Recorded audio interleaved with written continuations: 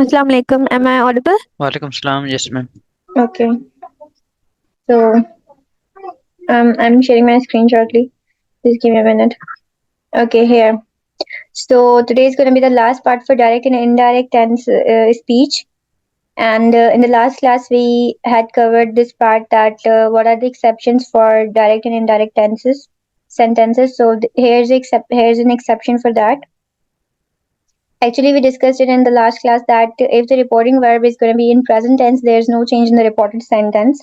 So this is already discussed, and the example that I discussed with you is a friend says to you, Maria is ill, she's got chicken pox. You say to someone else, Laura said that Maria is ill, she's got chicken pox. Now here's an exception again that the following day you see Maria at the beach, you are surprised and say to her, Laura said that you were ill, she said you had chickenpox.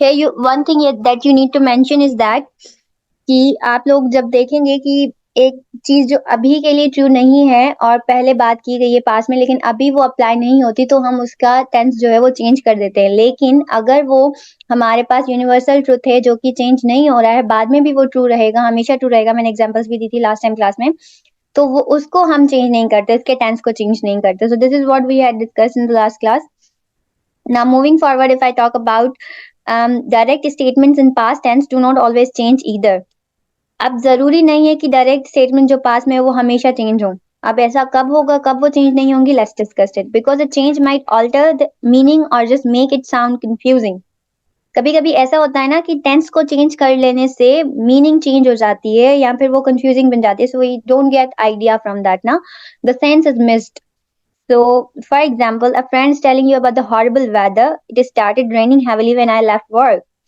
this where things get confused अब यहाँ पे अगर आप एक चीज को focus करेंगे कि अब कोई बंदा आपको बता रहा है कि जो जो वेदर है वो चेंज हो गया है यानी कि पहले खराब था लेकिन अभी तो वो नहीं होगा ना तो इसलिए इट स्टार्टेड रेनिंग हैवीली अब वो फिर से बारिश हो रही है this word things get confusing अगर हम यहाँ पे just give me a minute I have just okay तो sorry for the inconvenience now let's continue from here for example हमने जो है डिस्कस किया कि कभी कभी ऐसा होता है कि पास्ट में बोले हुए जो टेंसेस होते हैं ना उनका भी हम टेंस चेंज नहीं करते अभी तो मैंने आपसे कहा कि अगर हमारा रिपोर्टिंग स्पीच जो है वो प्रेजेंट में होगा तो फिर रिपोर्टेड चेंज नहीं होगा ना लेकिन अभी हम कह रहे हैं कि अगर पास्ट में हो तो कुछ कंडीशंस ऐसी होंगी जिसमें भी फिर हमारा जो रिपोर्टिंग स्पीच है वो चेंज नहीं होगा सो लेट्स सी वो कंडीशंस क्या होंगी नाउ फॉर एग्जाम्पल आपका कोई दोस्त है या समबडी इज टेलिंग यू कि जो वेदर है वो बहुत खराब है यानी मौसम बहुत खराब है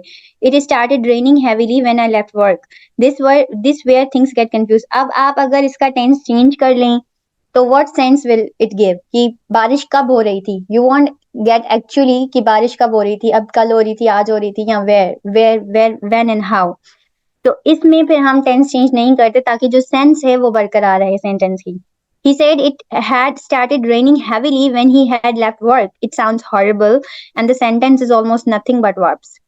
So अब इसमें क्या होगा कि he said it had started raining heavily when he had left work.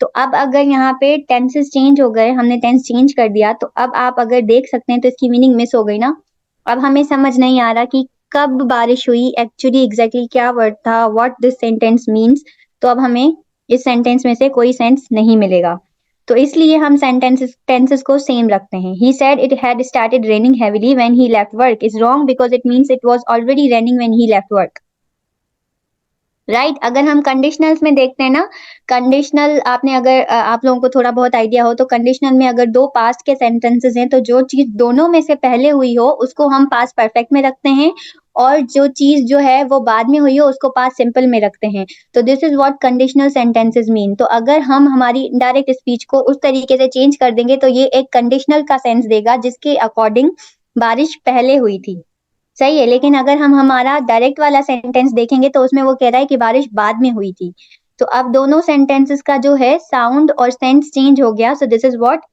We don't want to do with our sentences तो इसलिए हम इसको चेंज नहीं करते he said it started raining heavily when he left work is the best version because it is accurate short and there is no confusion because of the time context तो the past simple and continuous don't always need to be changed if past simple और continuous हमेशा change नहीं होंगे अब क्यों change नहीं होंगे और कैसे, किन कंडीशंस में, let's discuss it.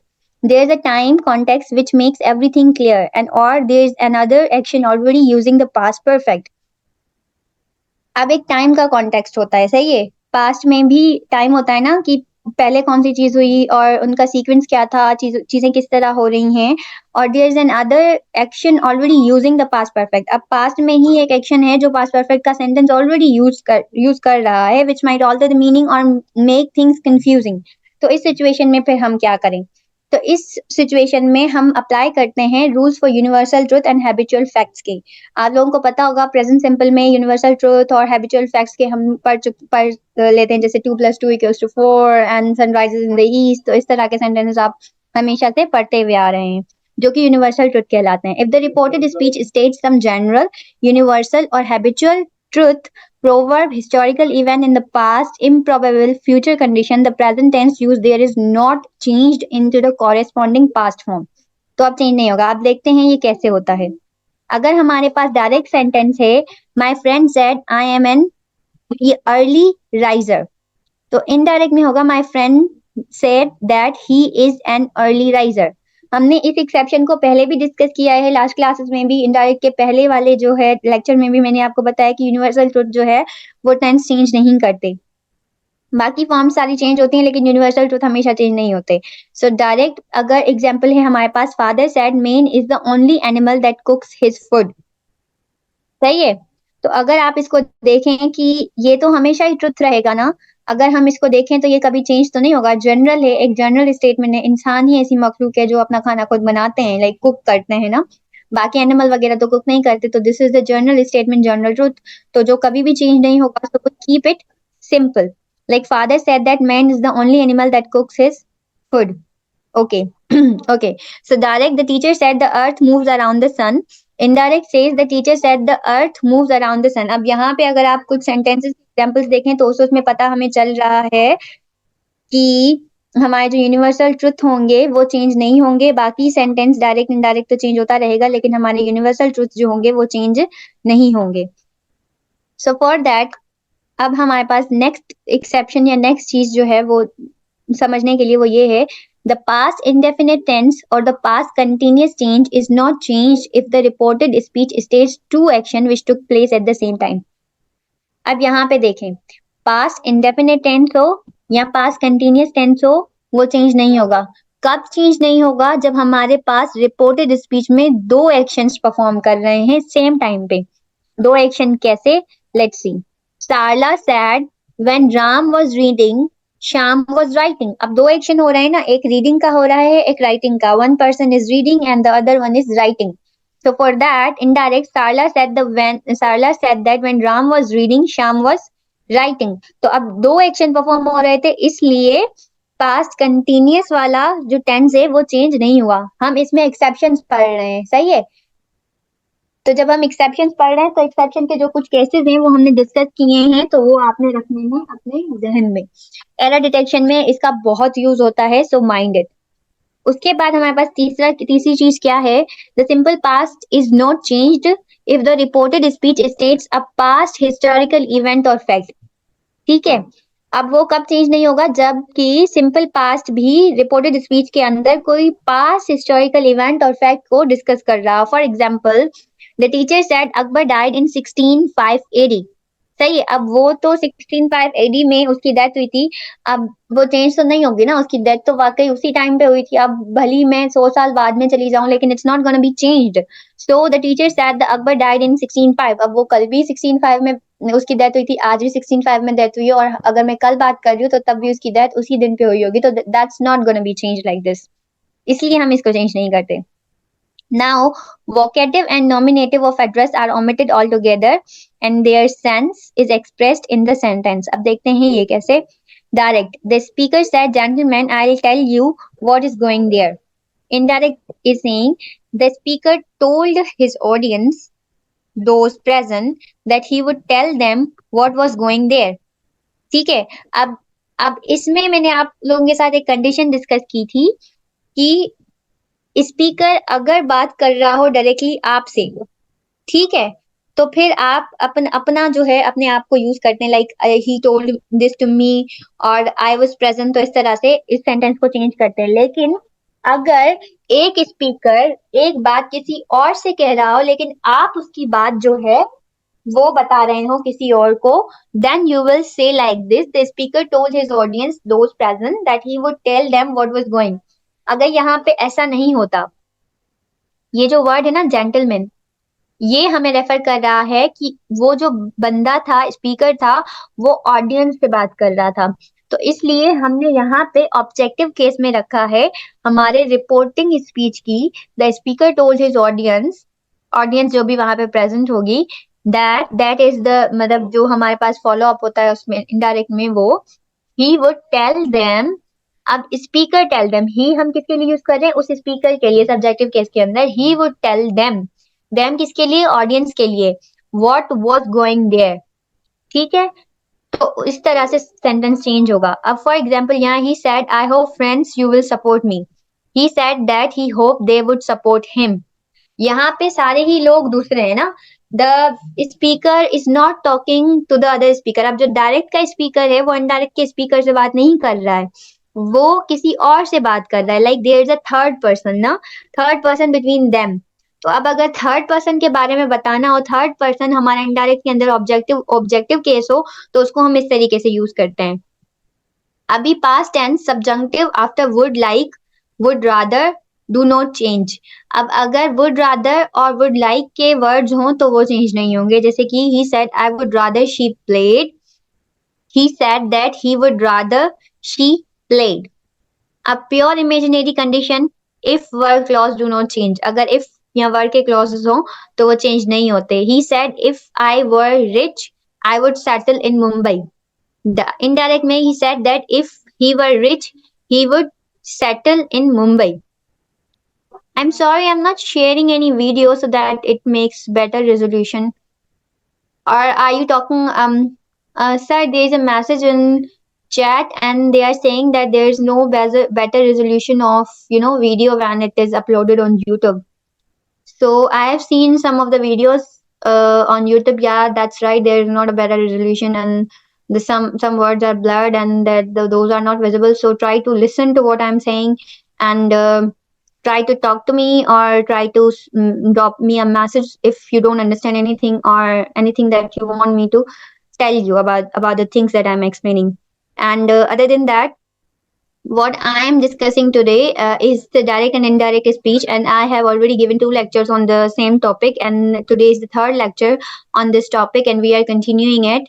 And other than that, I am going to conduct a quiz for now. And if you are talking about the resolution for this, like I'm sharing my screen, if its resolution is not good, so I'm sorry, I can't help it because that's what I can do with this. Yeah, here's a question that why are we using were with I? हमने तो हमेशा यही पढ़ा है ना कि I के साथ जो है वो was लगता है, तो हम were क्यों लगा रहे हैं? Anyone in the chat can respond to the question that I'm asking. I के साथ हमने were क्यों लगाया है जबकि हम I के साथ was लगाते हैं? So anyone in the meeting can answer the question that why are we using were with I when we use was with I always?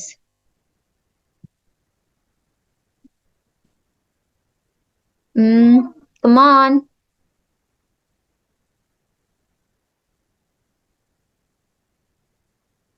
Okay, so okay तो हम आई के साथ वर्ड इसलिए इस्तेमाल करते हैं जब ऐसी चीज के बारे में बात कर रहे हैं जो कि पॉसिबल नहीं है, ठीक है? पास्ट की बात कर रहे हो लेकिन पास्ट में ऐसी चीज पॉसिबल नहीं है, मतलब that was not the case, but we are saying so, this is a condition. It is uses of war and wood. Actually हम इसको इसलिए यूज करते हैं आई वर्ड। फॉर एग्जाम्पल अगर मैं कह रही हूँ I, if I were a king, I were a king, I can not be king in past ना, पास्ट में मैं किंग नहीं हो सकती थी या फिर अभी मैं किंग नहीं हो सकती, that is not possibility. When the things are not possible, we can not help them things to happen, तो इसलिए हम जो है वो आई के साथ वर यूज करते हैं. So this is the conditional, या that's a hypothetical and imaginary situation. Well said. तो यहाँ पे अगर ऐसा हो, इफ वर के क्लॉजेस हो हमारे पास, तो हम जो है इनडायरेक्ट में चेंज नहीं करते. He said that if he were rich he would settle in Mumbai, तो हमने यहाँ पे टेंस चेंज नहीं किया. Very well said, that's a hypothetical situation. And अब जो है हमारे पास नेक्स्ट एक्सेप्शन क्या आ रही है. सिंपल पास्ट और past continuous tense and time clauses do not normally change. Time clause के अंदर अगर हो तो वो चेंज नहीं होते. The main verb may either remain unchanged or may become the past perfect. As example देखते हैं. He said when we lived or were living in Chennai, we often visited Rameshwaram. Okay, what is this? These were time clauses. When we were lived or were living in Chennai. अब भले ये past continuous हो या past simple हो, लेकिन it is talking about time. There was a time when this thing used to happen. तो उस situation में हम क्या करते हैं? Indirect में he said that when they lived or were living in Chennai, they often visited या had visited Rameswaram. इसमें हम tense change नहीं करते. यहाँ पे हो सकता है कि जो मेन वर्ब हो सेंटेंस का वो पास्ट परफेक्ट में हो, लेकिन अगर हम पास्ट परफेक्ट में उसको नहीं भी चेंज करते, इट स्टिल मेक्स सेंस. सही है, इट स्टिल मेक्स सेंस. तो अगर हम इसको चेंज ना करें then it's gonna work too. अब rule for change of pronouns. अब देखें हमने अभी तक क्या चीज डिस्कस की कि हम टेंसेस को कैसे चेंज करेंगे. How are we gonna change tenses. ठीक है, लेकिन अब हम चेक करेंगे कि हम प्रोनाउंस को यानी सब्जेक्ट्स को कैसे चेंज कर रहे हैं. So if the direct speech has a pronoun, it's person is change when necessary to refer in the indirect to the same individual as it does in the direct. अब direct में जिस चीज को वो ना प्रोनाउन रेफर कर रहा था, इनडायरेक्ट में भी वो उसी को ही रेफर करेगा. But how is that gonna work?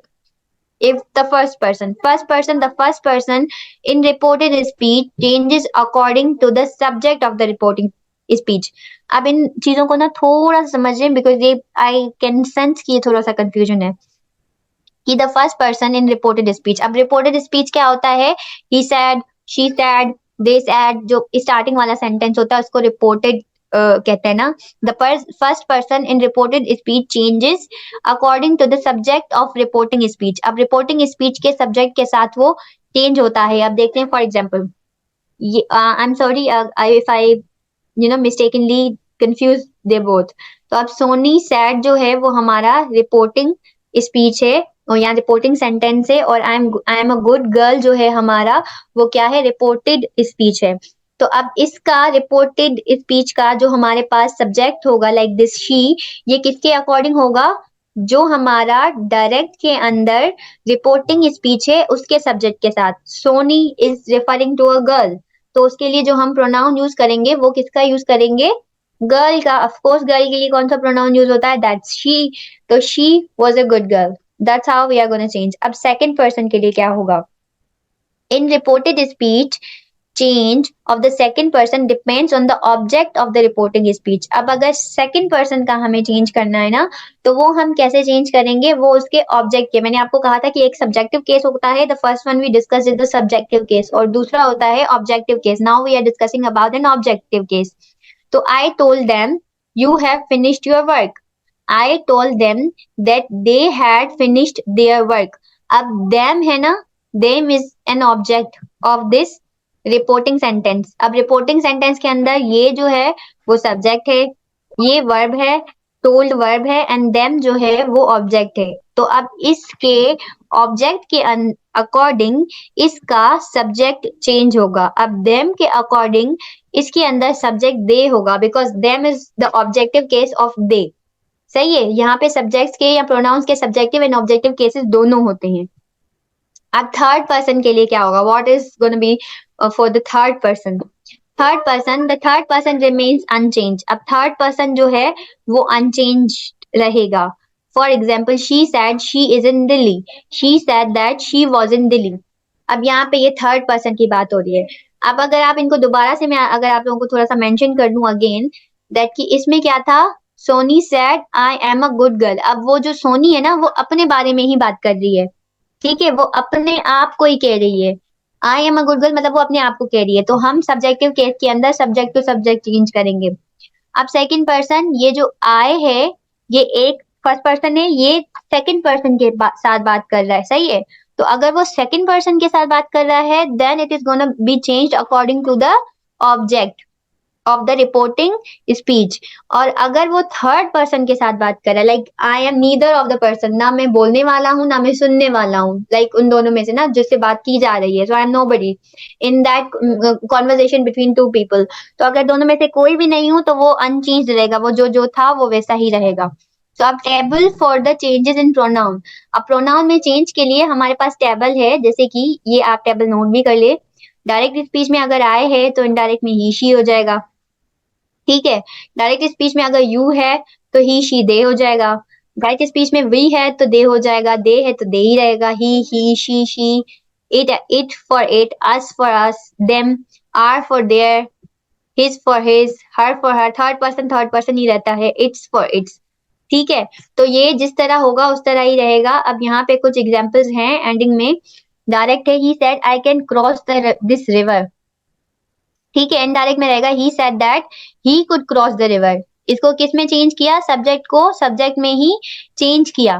कैसे चेंज किया, क्योंकि वो अपने बारे में बात कर रहा है। The person in the reporting speech is talking about himself, वो अपने बारे में ही बात कर रहा है, तो उसको हम सब्जेक्टिव केस के अंदर चेंज करेंगे। In the next example it is saying that you said I can cross this river, you said I can cross this river, you said that you could cross that river। अब you said यानी कि उस बंदे ने कहा था, वो दोबारा ही उसी को बता रहा है, लेकिन still the person had talked about himself, सही है। तो वो सब्जेक्ट टू सब्जेक्ट ही चेंज होगा। अब नेक्स्ट है, डायरेक्ट में है, I said I can cross this river, मैं कह रहा हूं कि मैं ये रिवर क्रॉस कर सकता था। Now I am talking about my self, तो इनडायरेक्ट में भी I am talking about my self, तो आई टू आई ही रहेगा। एंड देन उसके बाद है, you also need to be careful with personal pronouns. Personal pronouns कौन से होते हैं, सही है। अब वो जो होते हैं उनके साथ किस तरीके से डील करेंगे, they need to be change according to the situation, you need to know the context. For example, there is possible confusion when you try to change reported speech to direct speech. she would been waiting for hours, is she one person or two different people। अब यहाँ पे दोनों में ही she हो रहा है ना। अब डायरेक्ट में भी और डायरेक्ट स्पीच के दोनों में, यानी कि देखें, अब फॉर एग्जाम्पल यहाँ पे है शी, सही है, और यहाँ पर भी है शी। तो अब जब आप इसको चेंज करने लगेंगे तो यहाँ पे कंफ्यूजन हो जाएगा कि अब वो जो शी है वो अपने बारे में ही कह रही थी, या शी जो है वो किसी और तीसरे बंदे के बारे में बोल रही थी। शी वन पर्सन और two different people. I told them they would have to ask permission. Are we talking about two groups of people or only one? I told them they would have to ask for permission. अब यहाँ पर भी them, जो ये वाला them है और जो ये वाला them है, ये one group of people है या two different group of people है, तो ये again exception आ जाती है। तो इसमें जो है हम same case रखते हैं। So this is all for direct and indirect. So I am gonna conduct a quiz for all direct and indirect speech questions. So give me a minute so that I can share the screen for quiz. I think we don't have many participants in the meeting right now, so I am gonna assign this. And I'm sorry, Nabia, if only one person is in the game now, so I'm assigning it for later. I'll share the link for this quiz, and I'm sorry for that. And I'll share the link for the quiz. And for now, we are ending this meeting. And thank you for the class. Or maybe in tomorrow's class, I'll conduct this quiz because I don't know why participants are not present in today's class. So we will conduct it later. Thanks for today. Allah Hafiz.